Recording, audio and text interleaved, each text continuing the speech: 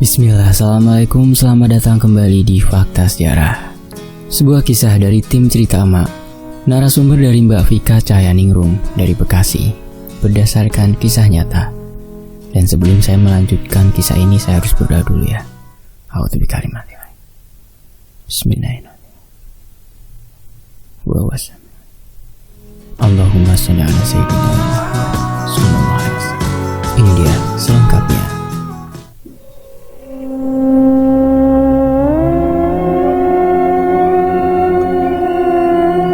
Saya nggak tahu ini hanya sebatas sugesti saya saja atau gimana ya Mbak. Tapi boneka ini seperti iri setiap kali saya hamil. Dan terhitung sejak saya beli boneka ini dari toko Pre-Love, setiap hamil saya selalu keguguran. Boneka bekas nih dari seseorang. Di sini saya tidak ingin menyangkut pautkan keguguran saya dengan boneka ini, tapi di sini saya hanya ingin berbagi cerita saya dengan tim cerita emak mengenai perjalanan saya dengan boneka ini. Ya, itulah lebih kurang kalimat pembuka dari Mbak Vika mengenai treat atau kisah kali ini yang ada hubungannya dengan suatu boneka yang dia dapat dari toko Pre-Love. Kita sapa dulu ya warga Bekasi dan Bondowoso. Hai, assalamualaikum. Lanjut, Mbak Vika ini statusnya sudah menikah dan kebetulan suaminya orang Bekasi. Sudah 11 tahun menikah, tapi Mbak Vika masih belum diberi kepercayaan untuk menimang ngomongan. Sebenarnya Mbak Vika sudah pernah hamil sampai 6 kali, tapi semuanya keguguran. Dokter sudah memberi nasihat kepada Mbak Vika untuk tunda dulu kehamilan sampai rahimnya benar-benar kuat. Meski hasil lab menunjukkan bahwa kondisi rahim Mbak Vika ini bagus, tidak ada masalah begitu juga dengan sang suami. Kita panggil saja Mas Eko ya suaminya. Pikir Mbak Vika mungkin dia kelelahan bekerja. Dia sama sekali belum punya firasat kepada boneka itu. Sampai suatu ketika rumah Mbak Vika ini pernah kemalingan, di mana malingnya sampai berhasil membobol rumah Mbak Vika yang kondisinya saat itu sedang pulang kampung ke Bondowoso.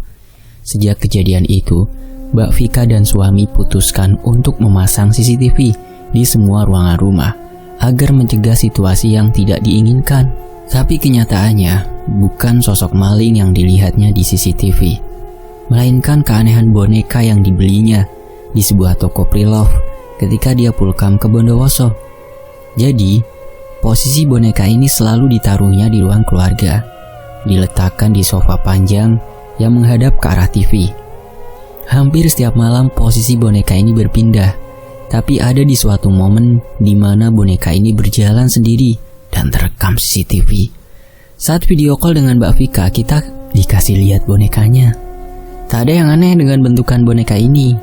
Hanya boneka anak perempuan berambut blond atau pirang ya, keriting, panjangnya sebahu, dengan mata biru dengan baju dress. Yang kata Mbak Vika, dress ini baju kesukaannya, dan ketika diganti dengan pakaian lain, seakan matanya menatap Mbak Vika seperti tidak suka. Tapi Mbak Vika menganggap kalau dia hanya halu saja. Kalau kalian ingat sosok Susan ya, boneka ini sejenis boneka yang seperti itu. Sama sekali tidak ada kesan horor-horornya. Malah boneka ini terlihat imut sekali. Boneka ini Mbak Vika diberi nama Cindy. Kenapa kok dikasih nama Cindy? Karena di bagian bawah sepatu balet yang dipakai boneka ini ada tulisan nama Cindy.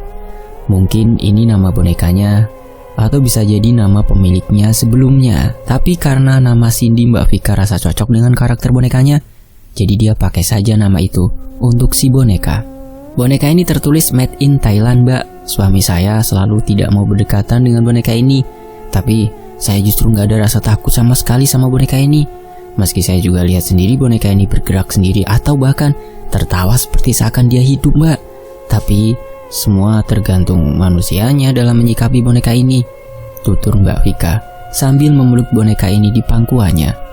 Kalau aku ada di posisi Mbak Vika, wah udah deh gak bakal mau berurusan lagi sama boneka ini. Secara aku kan anak IndiHome, bukan anak Indigo. Mbak Vika merasa Cindy ini selalu menjadi teman setianya ketika dia merasa sendiri di rumah. Bahkan pernah ketika pulang kerja, tiba-tiba sudah tersaji teh yang masih hangat di meja makan. seakan teh itu dibuatkan khusus untuk dia. Karena gelas yang dipakai adalah gelas yang memang khusus untuk Mbak Vika. Jadi teman-teman ya, Mbak Vika ini selalu memisahkan antara peralatan makanannya dengan suami. Paham lah ya. Cuma Mbak Vika yang gak berpikir aneh-aneh. Mbak Vika hanya bilang terima kasih dan meminumnya. Selama dia tidak mengganggu saya ya, saya tidak akan mengganggu dia. Wow, terkejut nih tim mendengar kata-kata itu dari Mbak Vika. Sekarang aku ajak kalian ke momen pertama kali Mbak Vika bisa bertemu sama boneka ini. Tahun 2010. Ketika itu sudah 1 tahun pernikahan Mbak Vika dan Mas Eko. Tapi Mbak Vika masih belum ada tanda-tanda kehamilan. Sedangkan mertua dan ibunya sudah mengharapkan cucu dari pernikahan mereka. Mbak Vika merasa kayak lelah aja ditanyai, "Kapan hamil?" Jujur ya, aku juga gedek banget sama orang-orang yang suka kayak gitu. Wajar sih, tapi kesannya kayak gak percaya sama kuasa Allah gitu loh. Paham kan? Gak usah tanya-tanya juga kali. Waktu itu Mbak Vika sedang dalam perjalanan pulang kampung karena mendekati hari raya. Pulanglah mereka ke Bondowoso dengan menggunakan mobil. Ketika hendak keluar dari Bekasi, Mbak Vika ini gak sengaja ngelihat ada satu toko pre-love yang di depannya didisplay boneka-boneka lucu yang bisa dilihat dari luar. Boneka ini terpajang rapi di sebuah etalase yang dekat dengan kaca depan toko. Isenglah Mbak Vika mampir sebentar ke toko itu. Dan kebetulan Mbak Vika suka, gemar, hobi, koleksi boneka lucu-lucu.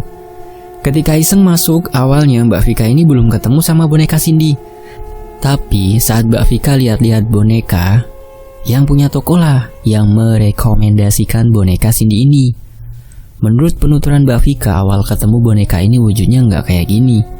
Dia kelihatan kumel sekali, malah hampir kayak nggak pernah terawat sama sekali. Baru saat di mobil Mbak Vika bersihkan dengan tisu basah dan gantikan bajunya dengan baju baru yang beli di toko yang sama. Selama perjalanan ke Bondowoso, boneka ini yang menemani Mbak Vika dan mengurangi kadar bosennya. Singkat cerita, mereka tiba di Bondowoso. Saat hendak masuk ke dalam sambil membawa boneka ini, salah satu paman Mbak Vika menolak boneka ini masuk ke dalam rumah. Pamannya bilang kalau ada yang tidak beres dengan boneka ini. Alhasil selama 4 hari di Bondowoso, boneka ini hanya diletakkan di dalam mobil. Jika Mbak Vika ingin bermain dengan boneka ini ya hanya di luar rumah. Untuk informasi ya, keluarga Mbak Vika ini sedikit menganut ilmu kejawen. Jadi paham ya teman-teman ya. Mbak Vika masih belum berpikir aneh-aneh dengan bonekanya. Setelah liburannya selesai, baliklah lagi mereka ke Bekasi. Dan saat mereka pulang, ternyata rumahnya sudah kebobolan maling. Sejak saat itulah dipasang CCTV. Dan bersamaan dengan itu mereka melihat keanehan-keanehan dari boneka Cindy lewat CCTV. Boneka itu awalnya ditaruh dalam kamar, tapi karena suami Mbak Vika pernah menangkap basah, boneka itu berpindah tempat sendiri. Jadi Mbak Vika disuruh suaminya untuk menaruh bonekanya di luar saja. Jadi cerita epiknya gini teman-teman. Waktu itu suami Mbak Vika mau sholat tahajud. Emang sudah kebiasaan sang suami. Tiba-tiba suaminya berteriak gegara ngelihat bonekanya ketawa sama gerak-gerak. Kita nggak paham gerak pastinya gimana. Tapi kalau menurut yang dicontohkan Mbak Vika sih kayak goyang-goyang gitu. Boneka ini tidak bisa mengeluarkan bunyi apapun loh. Jadi dia cuma boneka biasa aja gitu. Kata Mbak Vika justru yang paling banyak dikasih lihat eksistensi boneka ini ya sang suami. Dirinya malah hanya melihat pas di CCTV itu doang. Dan kalau untuk lihat langsungnya, dia belum benar-benar bisa memastikan kalau boneka ini hidup. Paling ya sebatas perasaan seakan bonekanya melirik. Kalau suaminya itu selalu dikasih lihat, entah bonekanya pindah posisi sendiri pas suami lagi nonton TV dekat boneka itu, atau pas pulang kerja denger ada kayak anak-anak ketawa di ruang TV. Ngomong-ngomong, suami Mbak Vika ini pulangnya selalu malam dan posisi Mbak Vika sudah tertidur lelap. Kata Mbak Vika, saya sampai harus beli TV ekstra untuk ditaruh di kamar Mbak. Gara-gara suami saya tidak mau lihat TV di ruang keluarga karena takut sama boneka Cindy. Pernah suaminya kekeh ngajak balikin boneka ini ke tokonya. Dan saat mereka kembaliin yang ada mereka jadi mimpi-mimpi aneh. Alhasil, mereka ambil lagi bonekanya. Orang yang punya toko juga bilang, mending kalau nggak kuat sama boneka ini kasih aja ke anak kecil atau keluarga yang udah punya anak. Boneka ini emang suka iseng dengan keluarga yang belum punya anak. apalagi yang memperlakukan dia layaknya seorang anak. Mas Eko sempat panik mendengar ucapan pemilik toko itu. Tapi Mbak Vika coba menenangkannya. Mbak Vika juga sempat bertanya asal-usul boneka ini. Tapi pemilik toko bilang kalau dia tidak terlalu banyak tahu soal info si pemilik boneka ini sebelumnya. Karena dia tiba-tiba dikasih sama cowok pas OTW ke toko. Si cowok juga cuma bilang, jangan pernah dikasih ke orang yang baru berumah tangga dan belum dikaruniai seorang anak. Lalu dia pergi entah kemana. Saat Mas Eko bilang ke pemilik toko kalau dia dan Mbak Vika belum dianugerahi anak, pemilik toko itu langsung meminta lagi bonekanya. Karena Mbak Vika sudah terlanjur sayang sama boneka ini, Mbak Vika berusaha mati-matian untuk meyakinkan pemilik toko dan juga suaminya. Akhirnya Cindy mereka bawa lagi pulang ke rumah. Singkat cerita, keajaiban tiba-tiba muncul. Sekitar akhir tahun 2010, Mbak Vika tiba-tiba merasakan ada tanda-tanda kehamilan. Badannya tiba-tiba mual dan lemas, seakan dia tidak punya tenaga untuk beraktivitas. Mereka memutuskan untuk cek ke dokter kandungan. Ternyata benar, Mbak Vika hamil. Usia kandungannya baru 3 minggu. Mereka udah ngerasa seneng banget. Akhirnya yang ditunggu-tunggu datang juga. Jujur saat kita video call dengan Mbak Vika dan dia flashback ke momen ini, terlihat jelas banget raut wajah yang murung, sedih, dan terlihat sedikit rasa kecewa dalam matanya. Tapi kita coba kuatkan dia dengan memberinya semangat. Semoga ketika Mbak Vika membaca atau menyimak cerita ini, tim harap Mbak semangat terus ya. Kembali ke cerita. Mereka langsung menghubungi orang tua masing-masing untuk memberitahu kabar gembira ini. Tapi, kebahagiaan mereka tidak berangsur lama. Tiba-tiba di usia kehamilan 9 minggu, Mbak Vika tiba-tiba keguguran tanpa sebab. Innalillahi. Padahal Mbak Vika udah ambil cuti untuk 4 bulan ke depan. Karena itu juga saran dari dokter. Karena usia kehamilan 1-3 bulan adalah paling rawan. Makanya Mbak Vika memutuskan untuk ambil cuti, bahkan sampai 4 bulan, demi memaksimalkan kesehatan calon babynya saat itu. Bahkan Mbak Vika sampai menyewa pembantu, agar dia tidak melakukan aktivitas berat apapun. Karena pikirnya itu anak pertama mereka. Aku paham sih, gimana perasaan Mbak Vika saat itu. Karena aku juga seorang ibu, dan aku juga pernah ngerasain euforianya masa-masa kehamilan. Apalagi hamil muda. Kalian yang seorang ibu atau yang sedang hamil pasti paham gimana rasanya ya. Hati Mbak Vika kali itu benar-benar yang super hancur. Nggak tahu lagi harus gimana. Tapi di sisi lain dia tetap harus kuat dan ikhlas. Dia melihat ke arah suaminya. Raut wajah Mas Eko terlihat sangat masam. Seperti ada rasa kecewa yang ditahannya.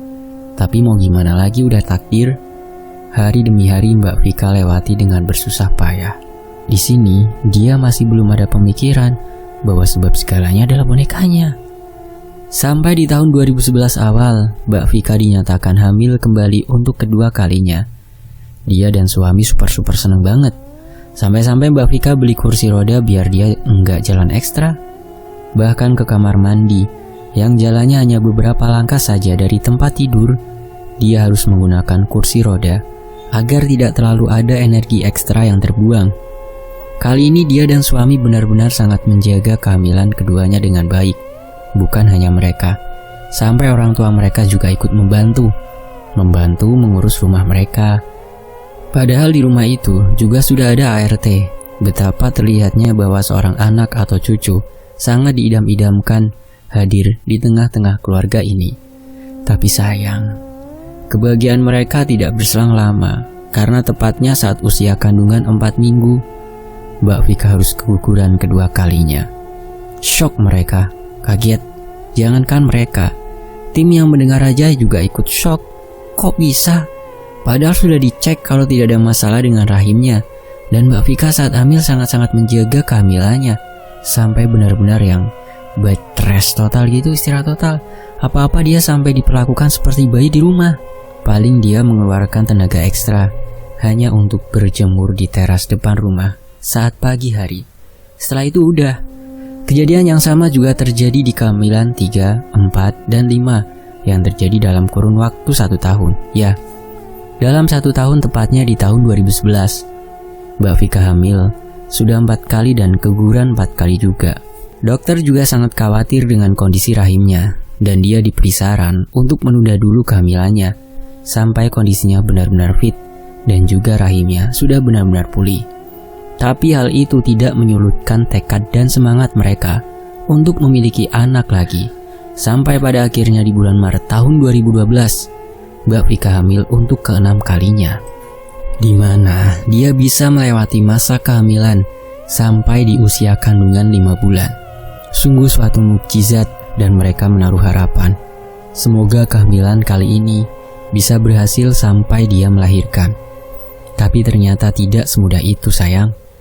Tiba-tiba dia harus keguguran di usia kehamilan mau masuk 6 bulan, di mana dia yang posisinya menonton TV di ruang keluarga tiba-tiba terasa sakit di bagian perutnya dan mengeluarkan darah yang bikin wow, ada kepala bayi yang keluar dari...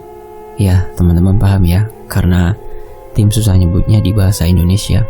Benar-benar keluar yang sampai jidat. Karena posisinya dia kan rebahan ya. Pas ngerasa perutnya sakit, dia berusaha mau bangun terus duduk, tapi dia ngerasa kayak ada yang janggal sama itunya. Dirabala, dan dia ngeliat bener-bener kepala bayinya keluar cuman sampai jidat. Spontan dia teriak super kenceng. Ya Allah, aku gak habis pikir gimana perasaan Mbak Vika. Pastinya itu juga sakit banget. Karena kondisinya yang udah kritis, dia langsung dibawa ke rumah sakit dan ternyata bayi yang dikandungnya, innalillahi, sudah tidak bisa terselamatkan akibat kekurangan oksigen. Yang bikin dia kaget adalah pertanyaan dokternya. Ibu, kalau BAB suka yang ngeden ya? Kehamilan selanjutnya jangan lagi ya Bu, karena akibatnya seperti ini. Bayinya jadi ikut ketarik paksa.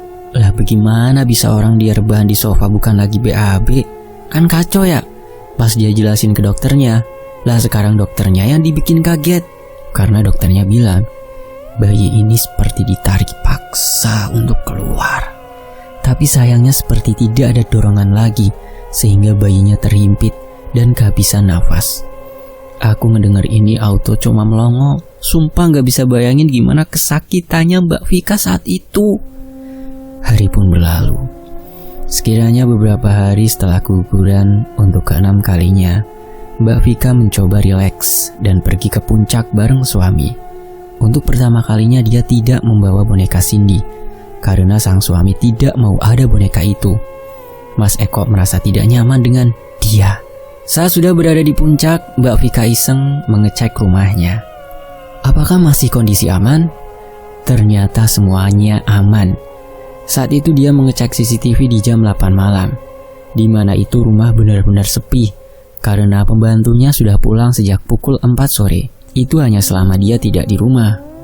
Jika dia di rumah, jam kerja pembantunya sampai pukul 6 malam. Kembali ke CCTV. Di rumah itu yang tidak ada CCTV-nya hanya di kamarnya saja, sedangkan hampir seluruh ruangan ada CCTV. Ketika dia iseng melihat-lihat, dia sadar kalau bonekanya tidak ada di ruang TV. Padahal dia inget banget kalau terakhir kali dia taruh bonekanya di ruang TV. Gak mungkin juga ART-nya yang mindah, karena ART ini juga sangat takut untuk menyentuh bonekanya. Karena Mbak Vika penasaran posisi bonekanya sekarang di mana, dia mencoba melihat CCTV yang lain dengan teliti. Betapa kagetnya dia saat melihat CCTV di ruang makan dan dapur. Dia melihat bonekanya sedang duduk di meja makan sambil tangannya memegang sendok dan seolah-olah sedang makan sereal yang ada di hadapannya. Bagaimana bisa? Benda mati bisa makan, apalagi sampai ambil makanannya sendiri. Di situ dia juga melihat kondisi dapur yang sangat berantakan, seolah seperti sedang diobrak-abrik dengan tenaga super besar. Dia langsung mencoba menghubungi pembantunya untuk memberitahukan kalau jangan kerja dulu sampai dia kembali pulang ke rumah, karena dia merasa ada yang aneh dengan boneka ini. Di sisi lain juga dia tidak mau pembantunya kenapa-kenapa. Karena rasa penasarannya semakin besar, Mbak Vika mencoba memutar ulang untuk mencari tahu kenapa dapurnya bisa berantakan itu. saat dia melihat tidak ada siapapun di sana, sampai pada akhirnya terlihat bonekanya jalan memasuki area dapur. Di situ, tim cerita emak dikasih lihat videonya ketika boneka ini benar-benar berjalan sendiri. Lalu dia berhenti dan dia menghadap dapur. Dalam hitungan 5 menit, dapurnya tiba-tiba berantakan, seperti boneka ini menggunakan energi telekinesis untuk menghancurkan dapur Mbak Vika. Lalu dengan santainya si boneka mengambil piring, lalu naik ke kursi meja makan, dan lalu menggerakkan kotak sereal juga sendoknya. Benar-benar kotak sereal itu gerak sendiri dari arah tengah meja, sampai persis berhenti di depan dia. Begitu juga dengan sendoknya yang tiba-tiba melayang keluar dari kotak sendok. Aneh tapi benar-benar nyata. Lalu dengan santainya si boneka ini makan itu sereal sampai habis. Ada yang aneh lagi.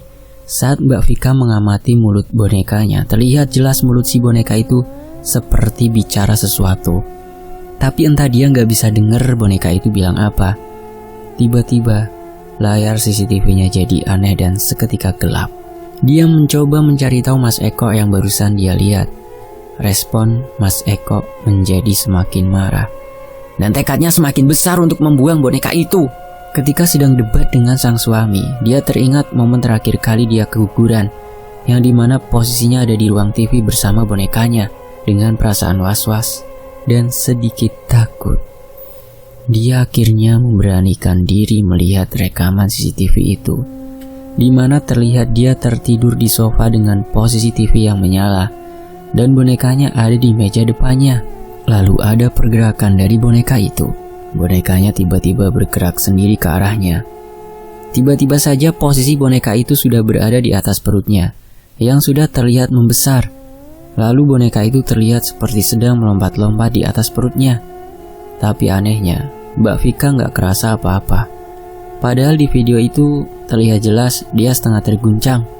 Posisinya kayak kita yang enjot-enjotan gitu di kasur spring bed itu loh. Ya semoga teman-teman paham ya. Sampai terlihat ada darah yang mulai membanjiri daster yang dikenakannya. Dan seketika itu juga Mbak Vika pendarahan sampai mengakibatkan keguguran. Pertanyaan Mbak Vika, apa gerakan begitu juga sampai bisa menarik kepala babynya? Entahlah. Karena Mbak Vika hanya melihat gerakan demikian dari bonekanya. Dan epiknya, bonekanya gerak lalu kembali lagi ke posisinya di awal, dan tak lama baru itulah Mbak Vika tersadar. Karena perutnya berasa seperti kram, lalu sakit banget. Saat melihat video itu ternyata suaminya sudah melihat dari arah belakangnya. Jadi kayak nonton bareng gitu loh, cuma Mbak Vika nggak sadar. Lalu Mas Eko bilang bahwa besok pagi mereka harus pulang, lalu membuang boneka itu jauh-jauh dari kehidupan mereka, sambil meminta bantuan seorang ustadz kenalan Mas Eko. Saat tiba di rumah dan masuk ke dalam, mereka melihat ruangan dapur sudah kembali bersih, dan posisi bonekanya kembali ke posisi awal. Mereka cuma bengong, gak tahu harus ngomong apa. Sama sekali tidak berantakan. Padahal ART-nya hari ini tidak kerja karena dia suruh off sementara.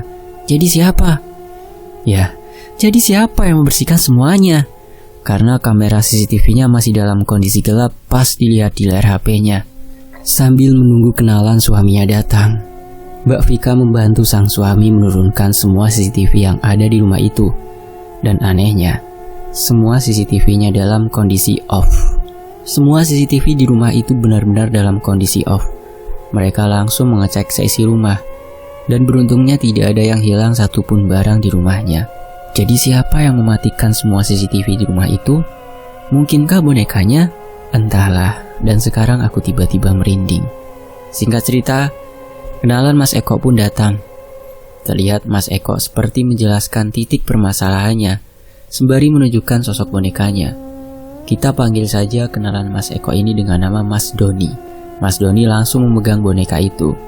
Yang terlihat oleh Mbak Vika dan suami Mas Doni ini seperti kejang-kejang, sampai matanya melotot. Tapi menurut penuturan Mas Doni, dia seperti ditarik oleh sesuatu untuk ke tempat jauh sekali, seperti di tahun-tahun sekitar era 90-an, di mana Mas Doni ini bilang kalau dia seperti diajak oleh seorang anak-anak berusia sekitar 7-8 tahunan ke sebuah rumah. Mas Doni bilang anak itu bernama Cindy. Dan Fakta lucunya ya, Mas Eko maupun Mbak Vika nggak ada bilang sama sekali ke Mas Doni bahwa boneka ini juga bernama Cindy. Merinding nggak teman-teman? Sumpah aku merinding banget sekarang. Padahal di sebelah udah ditemenin Pak Bos, tapi masih aja merinding gak jelas. Mas Doni juga bilang kalau sosok Cindy ini cerita ke dia, dimana dia kecewa pada orang tuanya, dimana anak-anak seusianya bermain dan bersekolah, tapi dia justru harus membersihkan rumah, sampai memasak, bahkan mencari uang dengan menjadi pemulung di jalan-jalan. Lalu anak yang bernama Cindy ini mengajak Mas Doni untuk menghampiri sebuah lemari yang ada di dalam kamarnya. Pada saat Mas Doni membuka lemari itu, terlihat jelas ada tengkorak anak kecil yang meringkuk, dan di sebelahnya ada sebuah boneka yang persis banget dengan boneka yang dibeli Mbak Vika. Kemungkinan boneka itu memang milik Cindy. Sebenarnya Cindy ini anak yang baik, tapi di sisi lain dia seperti tidak terima dengan anak-anak yang disayang orang tuanya, karena dia juga pengen punya keluarga, khususnya sosok orang tua yang menyayangi dia. Makanya arwahnya masuk ke dalam bonekanya untuk mencari pasangan suami istri yang belum mempunyai anak, agar dapat menyayanginya seperti menyayangi anak sendiri. Kata Mas Doni, boneka ini pertama kali dimiliki oleh seorang ibu yang mempunyai anak bayi berusia 2 bulan, di mana dengan sadis Cindy ini membunuh anak ibu itu sampai mukanya tidak berbentuk lagi. Lalu tiba-tiba saja dia dibuang dan ditemukan oleh seorang pria yang istrinya sedang hamil 8 bulan. Tapi lagi-lagi dia membunuh, tapi kali ini posisi bayinya masih di dalam kandungan. Alhasil istri pria itu keguguran, sampai akhirnya pria itu memberikan boneka kepada ibu pemilik toko barang pre-love dan dibeli oleh Mbak Vika saat itu. Mas Doni juga menambahkan, dia juga akan mewujudkan impian seorang ibu yang ingin punya anak, tapi dia juga bisa dengan gampangnya membuat sang ibu kehilangan anaknya. Apabila si ibu sampai lupa mengurusi boneka ini dalam tanda kutip, merupakan atau tidak disayang lagi dengan dia. Dia siapa? Ya si boneka ini tadi. Barulah ketika Cindy sudah cerita semuanya ke Mas Doni pun tersadar kembali dan menceritakan semuanya tadi. Mbak Vika sempat ngeh juga, seakan dia seperti gampang sekali hamil, tapi gampang sekali juga kegugurannya. Mas Doni menyarankan untuk kembalikan saja boneka ini ke tokonya, dan dia akan bantu doa agar si boneka ini tidak memberi efek negatif ke hidupnya Mbak Vika dan suami lagi. Dikembalikannya lagi ke toko pre-love itu, dan alhamdulillahnya keluarga mereka kembali ayam, tidak ada gangguan apa-apa. Masya Allah. Tiba-tiba setelah berbulan-bulan, kata narasumber ya, ada kali udah 4 bulan nggak sama boneka ini nih. Tahu-tahu ada bel bunyi, dan boneka ini udah dalam posisi duduk di depan pintu masuk rumahnya. Mereka kaget, langsung cek CCTV, tapi nggak ada satu orang pun yang membawanya ke rumah mereka. Tahu-tahu boneka ini udah ada di depan dengan sendirinya. Mereka sebenarnya enggan untuk berurusan lagi dengan boneka ini, tapi mau gimana lagi, bonekanya nggak mau pergi dari mereka. Sampai akhirnya si boneka ini diambillah dan dibuat satu ruangan seperti kamar khusus. Lalu dia dikunci dari luar. Di dalam juga dipasang 2 CCTV dengan sudut yang berbeda. Dan benar saja, boneka itu mulai menunjukkan aktivitasnya. Dia bermain seperti layaknya anak kecil. Sejak saat itu boneka ini masih bersama dengan Mbak Vika dan suami. Mungkin dengan bersama mereka bisa melindungi ibu-ibu hamil di luar sana dari keganasan boneka ini, agar tidak melukai mereka-mereka. Mbak Vika juga menambahkan di mana dia tidak bisa menjamin keaslian apa yang diceritakan Mas Doni saat itu, karena yang tahu ya hanya Mas Doni. Tapi jika dinalar ya cukup sinkron kan dengan apa yang Mbak Vika alami sendiri. Hanya saja Mbak Vika ini tipe orang yang tidak terlalu percaya hal mistis. Pada saat konfirmasi cerita ini kan aku hanya bertiga ya, sama Dimas dan sama suami. Tim emak nih ya. Itu kedengaran jelas banget loh kalau ada suara ketawa anak kecil di sebelah Mbak Vika waktu telepon ya. Momen itu terjadi saat Mbak Vika selesai bicara dan kita sesi tanya jawab demi kejelasan untuk kita menulis thread ini. Bahkan Dimas dan Pak Bos juga denger, dan yang di samping Mbak Vika ya hanya boneka ini. Suaminya masih kerja dan belum pulang, sedangkan pembantunya juga sudah selesai kerja lalu pulang. Dia benar-benar sendiri di rumah itu. Tapi entahlah, Gak usah diributkan ya, mungkin kita aja yang salah dengar kupingnya kali. Tapi ya teman-teman ya, saat kejadian suara itu, telepon kita terputus sama Mbak Vika. Mbak Vika langsung ngeh WhatsApp aku kalau di rumahnya tiba-tiba listrik jeglek dan laptopnya tiba-tiba baterai lowbat. Padahal saat Mbak Vika call dengan kita, dia ini sambil ngecas laptopnya.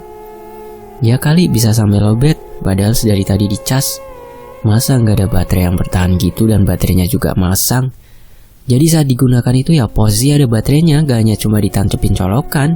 Mungkin di sini ada yang paham tentang laptop, bisa share pendapatnya di kolom komentar. Dan oke lah, itu tadi cerita, atau lebih tepatnya pengalaman di luar nalar yang dialami oleh Mbak Vika di Bekasi. Kami ucapkan terima kasih banyak karena sudah mengirimkan email. Ketika sampai bersedia, kita hubungi pagi-pagi dan ceritanya bagus sekali. Padahal itu Mbak Vika dari semalam belum tidur karena lagi beberes. Karena katanya biasa rumahnya dibuat berantakan lagi oleh boneka ini. Sampai-sampai pembantunya kemarin baru pulang istirahat pagi hari setelah membuatkan sarapan dia dan suaminya. Kita berdoa saja ya, semoga Mbak Vika dan suami beserta semua penghuni rumah itu selalu dalam lindungan Allah Subhanahu wa Ta'ala. Amin. Jika teman-teman ada yang nanya mana foto atau rekaman CCTV-nya, sebenarnya Mbak Vika menawarkan, tapi kita menolak karena apa? Ya karena kita takut dan cukup dibuat paranoid sama sosok boneka ini. Buktinya cerita ini baru aku up sekarang, nggak langsung malamnya setelah paginya konfirmasi dengan narasumber. Belum lagi kata Mbak Vika, sosok boneka ini yang sensitif sekali untuk ibu hamil maupun ibu yang punya baby usianya masih di bawah 1 tahun. Maka dari itu sengaja nggak kita lampirkan di sini demi kenyamanan semua yang menyimak di channel Fakta Sejarah ini. Kan kita nggak tahu ya, barangkali di sini ada yang lagi hamil atau baru punya baby tapi pengen nyimak cerita ini. Kalau gini kan semua jadi bisa nyimak kan. Dan setelah kegugurannya ke-6 kalinya, Mbak Vika dan suami masih belum dianugerahi momongan lagi sampai sekarang. Kita doakan ya yang terbaik untuk kebahagiaan mereka. Semoga ini tidak menjadi masalah dalam rumah tangga mereka. Amin. Karena Mbak Vika cerita kalau dia sempat insecure ketika suaminya menceritakan ada teman kantornya yang istrinya baru saja melahirkan atau istri temannya baru saja hamil. Dia seperti merasa suaminya kecewa padanya gitu. Tapi kita udah meyakinkan kok kalau semua itu hanya perasaan Mbak Vika saja. Yang kuat ya Mbak Vika ya. Mbak Vika juga bilang sejak kejadian itu dia merasa sedikit sensitif sekali. Mbak Vika juga udah coba buang boneka ini berkali-kali, tapi ya ujung-ujungnya balik lagi ke rumahnya. Jadi ya sudahlah, kita hanya bisa bantu doa agar Mbak Vika dan suami bahagia langgeng sampai maut memisahkan. Allahumma amin. Jadi gimana cerita kali ini? Komen ya, sangat saya tunggu komentarnya di cerita kali ini. Aku harap teman-teman suka dan saya mengucapkan terima kasih untuk tim cerita ama Mbak Vika dan juga teman-teman yang menyimak kisah ini di sini di Fakta Sejarah. Saya pamit, wassalamualaikum warahmatullahi wabarakatuh. Sampai jumpa di kisah lainnya. Alhamdulillah.